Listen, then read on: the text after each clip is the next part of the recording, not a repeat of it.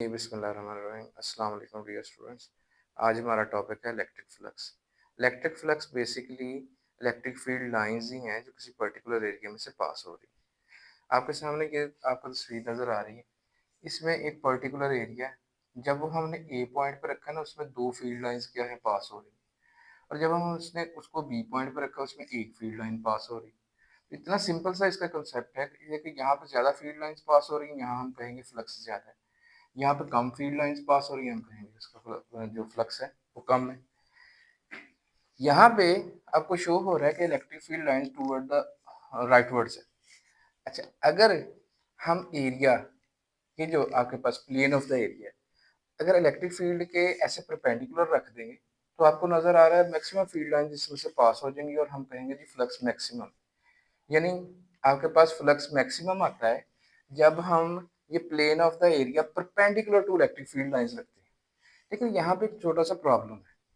हम छोटी क्लासेस से ये पढ़ते आए हैं कि एरिया एक स्केलर क्वांटिटी है, लेकिन एरिया एक्चुअली एक वेक्टर क्वांटिटी है, और एरिया की direction perpendicular normal to the plane होती है। जैसे कि आपके पास बोर्ड एक प्लेन है, अगर हम इसके वेक्टर एरिया की बात करें तो ये आउट ऑफ द बोर्ड इसकी डायरेक्शन है।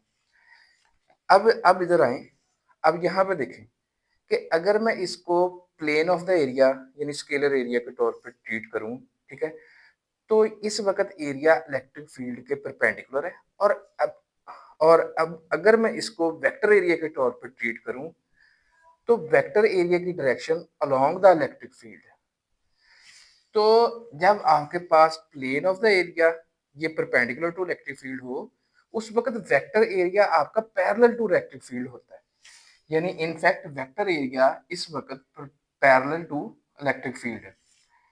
अच्छा, ये आपके पास फ्लक्स की जो है वो इक्वेशन है कि फ्लक्स जो है वो ई डॉट ए के बराबर होता है।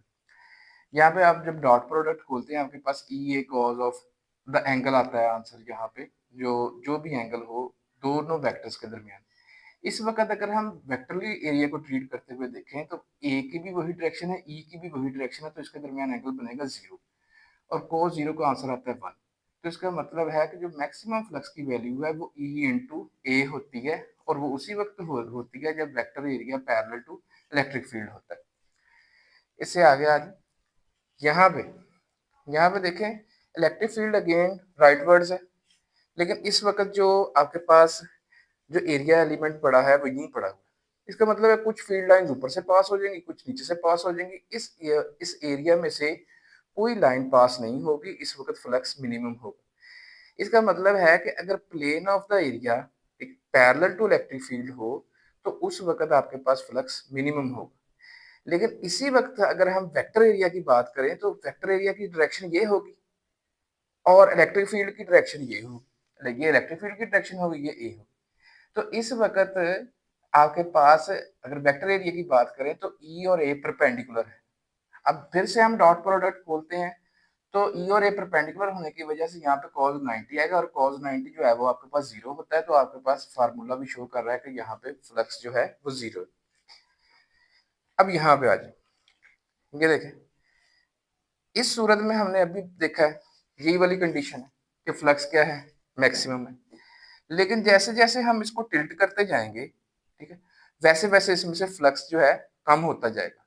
इलेक्ट्रिक फील्ड की डायरेक्शन इस तरफ है, जब ये एरिया ऐसे बिल्कुल सामने स्ट्रेट होगा, ठीक है, तो इसमें से ज्यादा फ्लक्स क्या है पास होगा। जैसे जैसे ये टिल्ट होता जाएगा इसमें से फ्लक्स जो है वो कम होता जाएगा। यानी ये एंगल जब जो ये टिल्ट वाला एंगल है ये जैसे जैसे बढ़ता जाएगा आपके पास जो है फ्लक्स कम होता जाएगा, और जब ये ऐसे हो जाएगा आपके पास तो आपके पास फ्लक्स जीरो हो जाएगा। तो फिर से अगेन कुछ फील्ड लाइंस ऊपर से पास हो जाएंगी, कुछ नीचे से पास हो जाएंगी।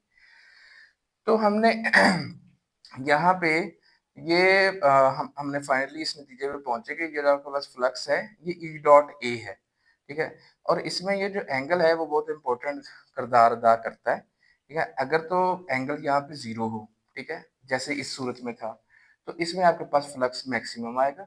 अगर एंगल 90 हो, जैसे कि यहाँ पे ई और ए के दरमियान एंगल 90 है, तो आपके पास फ्लक्स जीरो आएगा। और अगर इन बिटवीन हो तो ये कॉज ऑफ द एंगल पे डिपेंड करता है कि वो एंगल कितना है, उसके अकॉर्डिंगली आपके पास आंसर आ जाएगा। अब चलते हैं इसके यूनिट की तरफ। देखिए, जो इलेक्ट्रिक फील्ड इंटेंसिटी या इलेक्ट्रिक फील्ड का जो यूनिट है इलेक्ट्रिक फील्ड बेसिकली एफ बटा क्यू था। एफ का ये फोर्स का यूनिट न्यूटन, चार्ज का यूनिट कूलम।